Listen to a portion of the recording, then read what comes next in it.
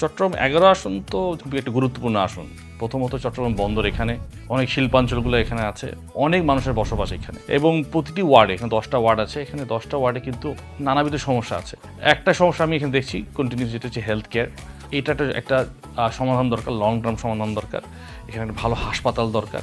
একটা দুটো হাসপাতাল আছে, বাট পর্যাপ্ত নয়। তো এই আসনে একটা ভালো 1200 বেডের অথবা এর চেয়ে অধিক ভবিষ্যতে ইনশাআল্লাহ একটা ভালো হাসপাতাল দরকার, যেখানে সাশ্রয়ী মূল্যে এলাকাবাসীরা এখানে চিকিৎসা পেতে পারেন। আরেকটা ইস্যু আমি দেখেছি, এখানে খেলার মাঠে কিন্তু সংকট আছে প্রতিটা ওয়ার্ডে।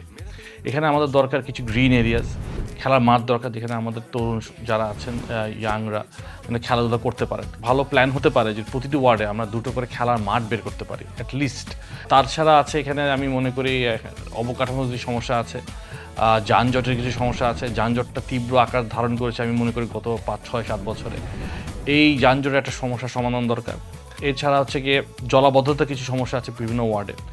এই জলাবদ্ধতা কিছু সমস্যা আমাদের সমাধান করা দরকার। এই ক্ষেত্রে কিছু দীর্ঘমেয়াদী প্ল্যান দরকার, মধ্যমেয়াদী প্ল্যান দরকার, এবং স্বল্পমেয়াদী প্ল্যানও দরকার। আরেকটা বড় বিষয় হচ্ছে তরুণদের কর্মসংস্থান। আমাদের খুব ভালোভাবে চিন্তা করতে হবে যে আমাদের এই চট্টগ্রাম 11তে বিশেষ করে আমরা তরুণদের কর্মসংস্থান সৃষ্টি করতে পারি, এবং এখানে নতুন নতুনভাবে চিন্তা করার জায়গা আছে। যেমন আমরা স্কিল ডেভেলপমেন্ট থেকে ফোকাস করতে পারি, ইউথ ডেভেলপমেন্ট কিছু প্রোগ্রামস হাতে নিতে পারি, তরুণদেরকে সম্পৃক্ত করতে পারি। যেমন যেসব স্কিলগুলো তরুণরা এখন দেখছি আমরা নিজেরা আহরণ করছে, তাদেরকে যেন প্রপার ট্রেনিং দিতে পারি, তাহলে এখানে কিন্তু ভ্যালুয়েশন হতে পারে। যেমন ফ্রিল্যান্সিংয়ের একটা স্কোপ আছে, অন্যান্য ধরনের ট্রেনিং, যেমন কন্টেন্ট ক্রিয়েশন নিয়ে যদি আমরা কিছু কাজ, স্কিল ডেভেলপমেন্ট সার্ভিসেস প্রোভাইড করতে পারি। সো আমাদের চিন্তাভাবনা হতে পারে ভবিষ্যতে চট্টগ্রাম 11তে স্কিল সেন্টার্স ডেভেলপ করা, তরুণদের কর্মসংস্থান সৃষ্টি করার জন্য। চট্টগ্রাম 11তে কিন্তু বিভিন্ন শ্রেণী পেশার মানুষ বসবাস করে, বিভিন্ন ধর্মীয় সম্প্রদায়ের মানুষ বসবাস করে।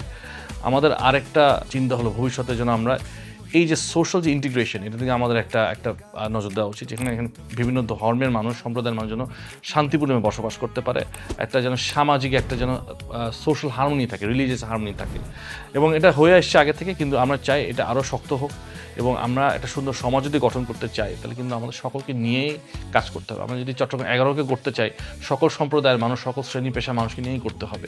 সো এই চিন্তাগুলো আমাদের করতে পারে। আমি মনে ভবিষ্যতে এগুলো নিয়ে কাজ করার সুযোগ আছে, এবং আশা করি বাংলাদেশ জাতীয়তাবাদী দলের যিনি প্রার্থী আছেন জনাব আমির হোসেন মোহাম্মদ চৌধুরী, উনি যদি নির্বাচিত হয়ে আসতে পারেন, আশা করি উনি এই ব্যাপারগুলোতে নজর দিবেন, এগুলো নিয়ে কাজ করবেন, এবং আশা করি এটার একটা সুফল আমরা ভবিষ্যতে দেখতে পারবো ইনশাআল্লাহ।